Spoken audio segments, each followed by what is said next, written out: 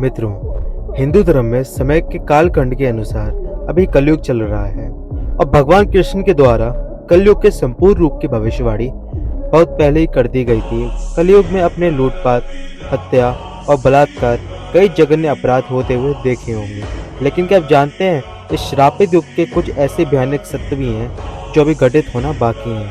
तो क्या हैं वो कलयुग की भविष्यवाणियाँ? चलिए मिलकर जानते हैं आज के इस वीडियो में। जय श्री राम दोस्तों, तो आपका स्वागत है अद्भुत प्रहलाद के एक अद्भुत वीडियो में। मित्रों, विष्णु पुराण में बताया गया है कि जैसे जैसे कलयुग का अंतिम समय निकट आएगा, मनुष्य की आयु स्वयं धीरे धीरे घटती जाएगी और आखिरी समय में मनुष्य की अधिकतम आयु सिर्फ 20 साल रह जाएगी। इसके साथ ही कलयुग में लोगों के बाल कम उम्र में ही सफेद होने लगेंगे।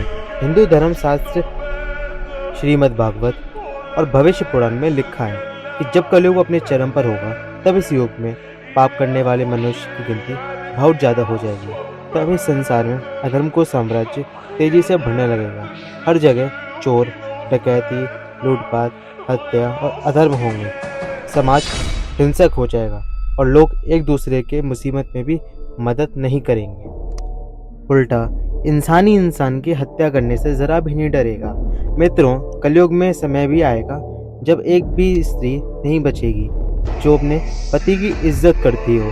उनके गैर पुरुषों से संबंध होंगे। वो सिर्फ 8 से 10 की उम्र में ही गर्भवती होने लगेंगी। दोस्तों, इसके अलावा महाभारत में भी कलयुग के अंत में प्रलय का वर्णन मिलता है। महाभारत के अनुसार जैसे जैसे घोर कलयुग आता जाएगा, वैसे वैसे धर्म, सत्य, पवित्रता, क्षमा, आयु, बल, दया, याददाश्त कमी होती जाएगी। इसके साथ ही कभी बारिश भी नहीं होगी। सूर्य का तेज इतना होगा कि 7 समुंदर और नदियां सूख जाएंगी।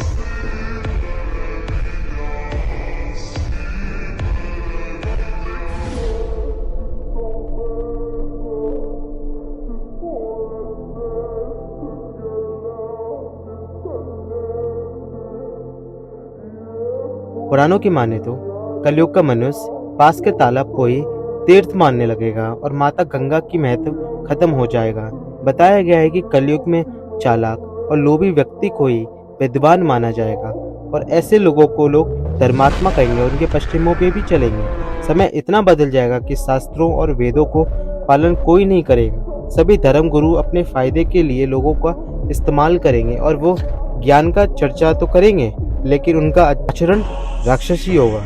दोस्तों, कहा जाता है कलयुग के अंत के समय जमीन से अन्न उगना बंद हो जाएगा और अन्न की कमी चलते मनुष्य फिर से कंदफल, फल के सहारे रहने पर मजबूर हो जाएगा। वही लोग पूजा पाठ करना और धार्मिक काम करना भी बंद कर देंगे और सभी मनुष्य को तुलना सभी पापियों से करने लगेंगे। वही भविष्य पुराण के अनुसार ब्रह्मा जी ने नारद जी से कहा है, नारद के भयंकर कलयुग आने पर मनुष्य का आचरण दुष्ट हो जाएगा और योगी भी दुष्ट आचरण वाले होंगे।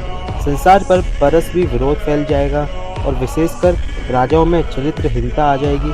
संत जन दुखी होंगे। सभी लोग अपने धर्म को छोड़कर दूसरे धर्म को अपनाने लगेंगे।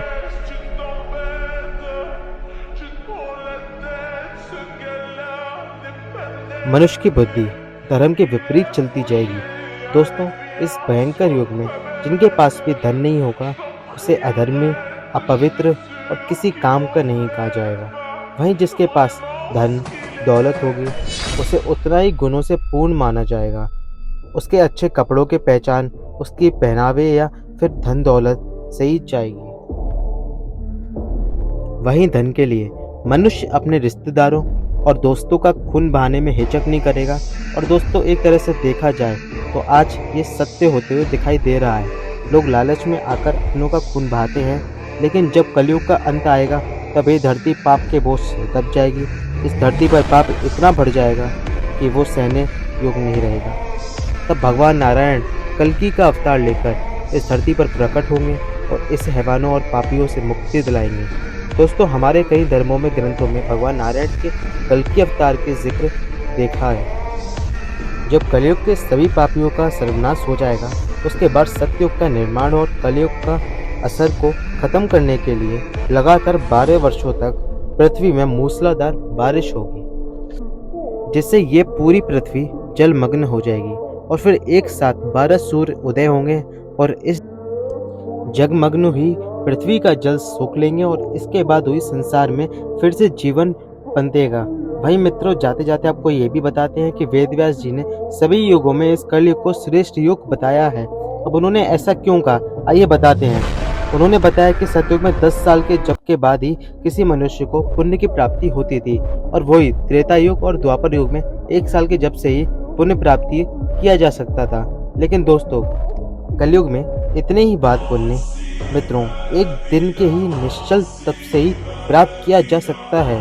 और इस प्रकार वृद्ध औरत तप के फल की प्राप्ति के लिए कलयुग को ही सबसे श्रेष्ठ युग माना गया है, क्योंकि इसमें सच्ची भक्ति से मनुष्य ईश्वर को भी प्राप्त कर सकता है। तो दोस्तों, आप लोगों ने देखा कलयुग के कौन से वो भयानक सत्य हैं घटित होने बाकी हैं। आपको आज हमारी ये वीडियो कैसी लगी, नीचे कमेंट्स में ज़रूर बताइए और अपने मित्रों और रिश्तेदारों के साथ शेयर ज़रूर करें। ऐसी अद्भुत कमाल की वीडियो से जुड़े रहिए हमारे चैनल अद्भुत प्रहलाद से। आज के लिए बस इतना ही। चलिए इजाज़त दीजिए। राधे राधे।